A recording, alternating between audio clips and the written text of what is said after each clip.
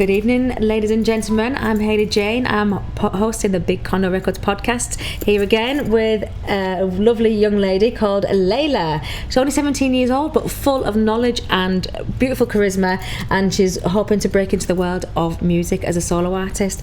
Leila, introduce yourself. Tell us a little bit about yourself. Hi, I'm Leila. Like Hayley said, I'm 17. I study full-time music, and just trying to get more confident as a solo artist and sort of build my knowledge of being an individual in the music industry and not having anyone sort of propping you up, getting out there on your own, seeing what's what. Yeah. What college do you go to? So I study at Lippe Sixth Form College at the minute. Oh wow. Fab. So I absolutely love it. Yeah, and just by talking to you, it seems that you're gaining a lot of knowledge from your course, because you've already got a knowledge of what's the hard work that goes into behind the scenes of becoming an assigned artist, touring artist, and it's quite refreshing that at your young age that you know all of that. That was what's expected, rather than just being the pretty artist at the front and singing. Tell me a bit about brilliant. all that you've been learning at your college course. So my course, I was quite hesitant to go on at first. I didn't think I wanted to study full-time music. I wanted to sort of keep my options open, but I went to the open days, and then it kind of got to my results day, and I was like, you know what, Mum and Dad convinced me. I was like, I'll just go for it. I can always go back and get more A-levels if I need. But a week into college, I was loving it. They teach you about so many aspects of the industry that you won't know about if you go to like any other music course, or you're just going straight into the industry. It's such valuable skills they're teaching you about how to be out there on your own, how to work with other people. They teach you about patience, they teach you about all the equipment you're using. And then from that, I reached out to like an old family friend that we've got, was doing some work in the actual industry, tour managing, and I've always sort of said I want to be knowledgeable about the business before I go into the actual job itself, because people make so many mistakes. It's like I want to know what I'm going into before I go into it, and I think that's really important for anyone that's trying to sort of. Yeah, you said he was kind of coming from a management background when I was at college. That's how you initially started. Tell me a little bit about that again. So I've not really been that confident with performing, and it's something I'm still trying to get better at. We all do. We have 3-hour business lessons every week in college that are so important, and from that we talk about like everything to do with the industry, and management was kind of coming up as something that I was like, I feel like I could really apply myself to this really well, in the sense of I can be a bit gobby at times, I can hold my ground, I like talking, I can organise things, I can organise myself, and went down the roads of that sort of pathway, if you like. And as I've been doing that, there's been so many skills that you learn, not just people skills. It's like learning to be sociable. It comes hand in hand with all the networking, and then what was your vision before you went on to college and learned all? It's not just getting up on stage and singing. What did you think? What was your vision of the industry before you learned all what you've learned at college? I don't really know. It was one big blur, really, because it's not something I'd looked into remotely. I'd sang a few songs in high school gigs and with a little band that we got together and stuff like that, but I'd never placed myself in the industry as a job role. It was more kind of, I can sing a song, I don't mind doing it. People sort of tell you you're good at it, let's go with that. But the more I studied it, the more I was like, it's so different. There's no rules. It's very kind of, there's so many different people, there's so many different characteristics that you'll meet along the way, that's what hooked me. It's like the differences that you'll meet on a daily basis. I just thought that was ace. Yeah. So all that hard work that goes into it hasn't put you off? You're still prepared? The hard work was kind of the thing that caught my attention the most, because working behind the scenes of gigs and stuff, you realise it's absolutely relentless. Like days on end, people will be on the roads, people will be at gigs back to back, and not just the musicians, I'm talking about crew and stuff. The work that they put in that sometimes goes unnoticed, and but they still get up, do the work, and make it as perfect as possible every time. I'm like, that's the kind of drive. If you're surrounded by those people, they'll give you the drive and the motivation to keep going. When you're working with other creators, whether it's being on set or a music scene, and they really are creative. Don't feel like being at work, does it? No, not at all. It does not feel like being at work. That's so nice, because it gives you a reason to go back. You want to improve. And even the techies and stuff, they're creators in their own right. They might but we can't do it without them. It's like extras on a film set. You can't. Absolutely. It's an ensemble. It's teamwork, isn't it? But they're all so different, even though they're all creatives. It's like everyone has a different style, everyone has a different sort of just attitude towards things, and sometimes you don't agree, but it's kind of generally learning to move past it as well. It's like, if you do go on the road with people, it's like you're going to be on the road for months at a time. You've got to get along. You don't really have a choice. You hear lots of stories, the guys talking about their tour adventures, some of the crazy stories. Brilliant.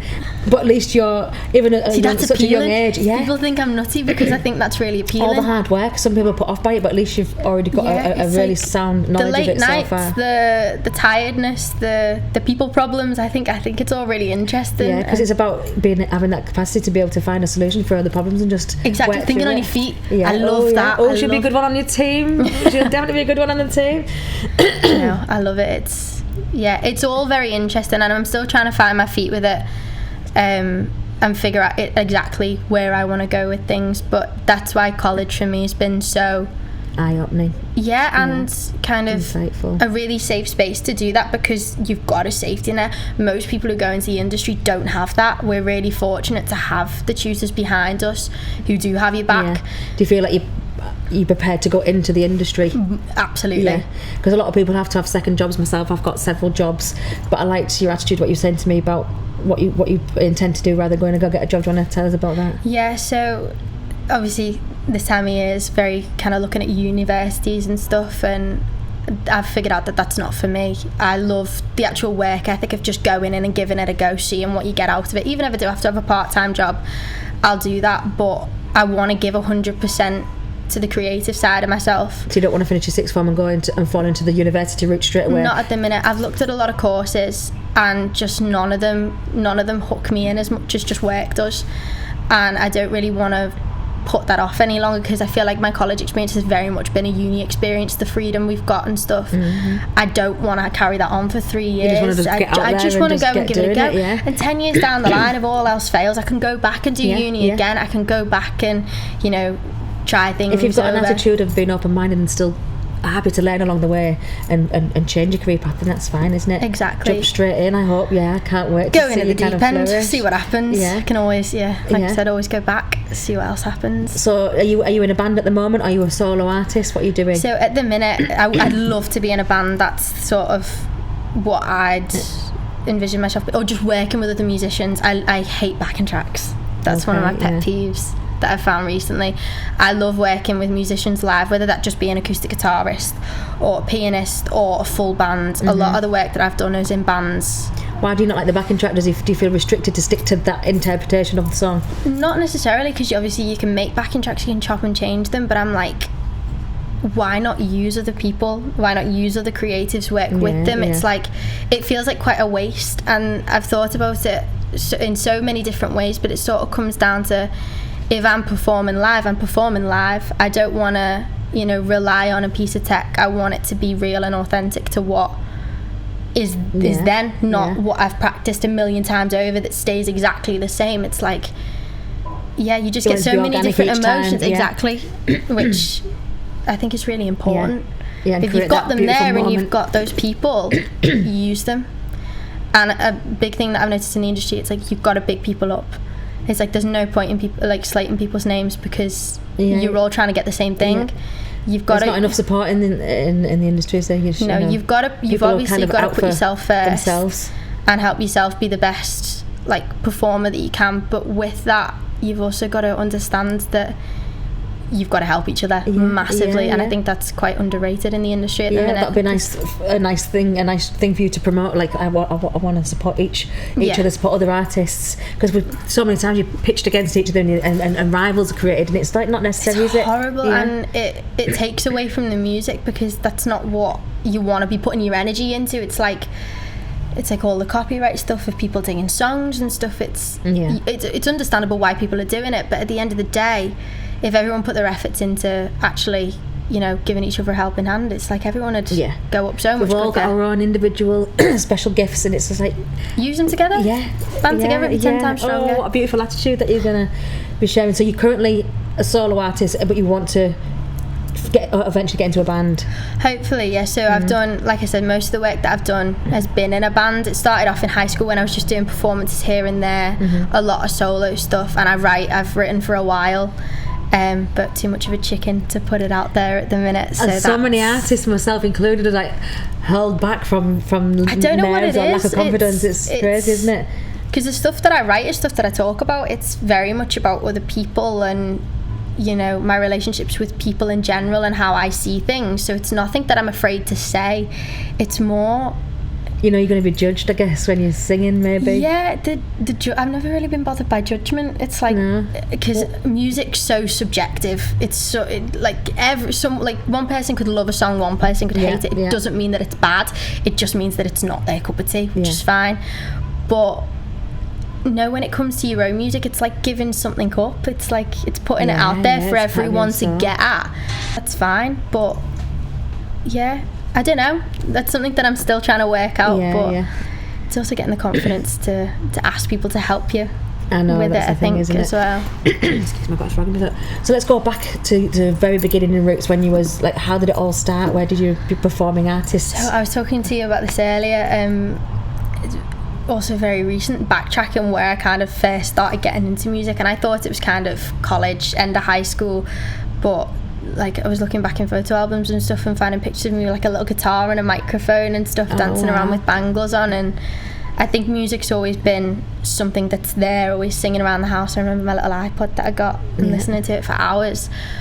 But more so in high school, I started singing lessons, and it was more just a bit of fun and also a get out on my maths lessons. Hated maths. Oh, I hate maths. Maths is my weakness. It was fantastic, and I loved the vocal coach. I'm still with her now, and did that all through high school, and that really helped build my confidence, like vocally and just performance wise. So who's been your influence? What artists? Artist wise, there's so many from so many different genres. Nora Jones, I love her live lounges performance. They're so raw and authentic each time. She does it slightly different. Eva Cassidy, a lot of stuff that my mum and dad used to play on the radios in the car, and then band-wise it's like Wonder Horse. I know they're really mainstream now, so like my friends and stuff, but the way they've like made music almost their own, I think that's incredible. I love the sound, I love the style, the really raw vocals. I'm a big fan of a bit of grit in the vocals, none of the soft melody stuff. I like it where it just sounds really real. When I was younger, I used to think, when all these new artists come out and there'd be a new song, I think, where do they get all the creation to keep creating all these things? But people do just their own life experience. You just kind of get influenced by that and they want to express. What kind of influences you? What's your motivation? My motivation, watching things. I like to observe. I like to talk, but I also like to observe a lot of things, and my way of sort of understanding it is through a creative sense of, what if you saw it like this, what if you saw it like that. So playing with perspectives and stuff, and understanding people's point of view. Learning to write that has always been, if you can say it, you can write it.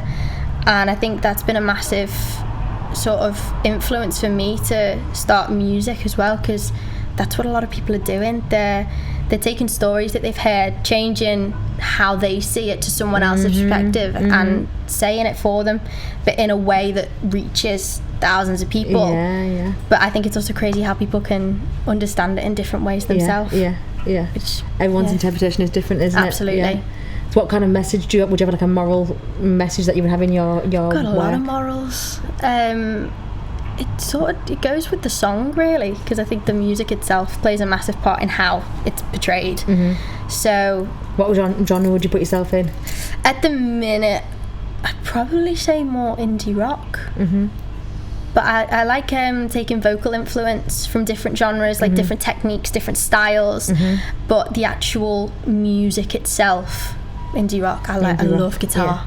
I love electric guitars. I love a heavy bass line, stuff like that. I think that sound really, it's really uncommon to hear with a female vocalist, and that's something that kind of I'm trying to put myself in like a more confident position to do, because I'm like, it's obviously quite male dominated, which is fine. But one of my icons is Janis Joplin. Yeah. Obviously from the 1960s, but for her time then, to be singing the material that she was and her rawness, that I love artists like that they grab me. Women like that have got a powerhouse, got a message to say, that breaking boundaries. Yeah, and it doesn't have to be these giant riffs and this sort of big belt. It's raw, organic, pure feeling, and pure soul. That I think goes hand in hand with indie rock music, because it's there's so many components, and because it's done quite a lot. You've got to make it different. You've got to make it fresh. You've got to make it fresh. And I love it when new artists come about, because wow, they're bringing something new to the table. And look at Ray at the moment. I think she's fantastic. I think she's phenomenal. Obviously singing her jazz music, but she just brings something. I love her style, and I love how she's just flexible with her body, and she doesn't care what she wears. Down to earth. She's an absolute freedom that she gives being on stage. I love that raw feeling, and she doesn't give a shite, but she looks beautiful and gorgeous, and the way and the way she sings is just amazing. I know, and it looks so effortless. It's like artists like her and Hosier. We went to see Hosier not long ago, and it's where you can see the person through the music. I think that's the thing that I want to hook people in on. I think it's just really important, because I think with bigger artists as well, you kind of forget that they're people as well. As tough as like their day to day is just being stuck in a studio writing, which sometimes if you get writer's block can be the worst thing for you, but that's what they got to do, because they got so much pressure on them. I think it's really important when you watch an artist on stage as well to understand that they're real. They're not just there because they want to flaunt their incredible voice, or like fallible as much as we are. It's like they're doing it because that's what they love doing. And I think when you understand that, that's when you see an artist for what they are, and that's what draws me in. Like Wonder Horse, they don't care what they're doing on stage. They're feeling the music, they're being really present. Hosier, he's there. He doesn't, there's no frills and fuss. Ray, she looks gorgeous, but at the same time she is there with her voice. Eva Cassidy, she sits there with an acoustic guitar and she just plays.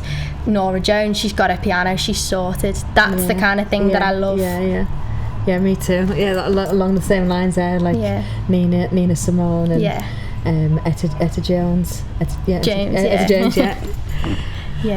So from this point, have you got gigs coming up? So I've got the one with Big Condo, so that's on the 22nd of November. 22nd of November, where are you performing?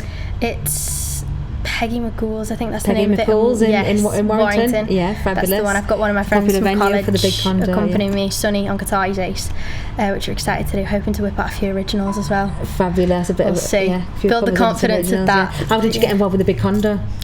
They approached me on Instagram. Oh wow. Which I knew a couple of my friends that they'd reached out to. I gave them a follow not long ago just to kind of see what it was about, and when they reached out, I was just thought, say yes to whatever you can, get any experience. And a perfect example of the fact that the Big Condo do advertise a lot of their events, but it's a perfect example that they do have a team sitting in the background, like searching, like scouting for artists. So having your social media presence up to date and showing your performances on social media is very important, isn't it? Absolutely perfect massive. Example, and she got brought in, and she's got a interview under her belt now, podcast interview, and the gig coming up on the 22nd at Peggy McCool's. Ladies and gentlemen, this has been the Big Condo Records podcast. I'm Hayley Jane, and tonight we've had Leila. Thank you very much. Yes, I enjoy watching your journey. It's been amazing.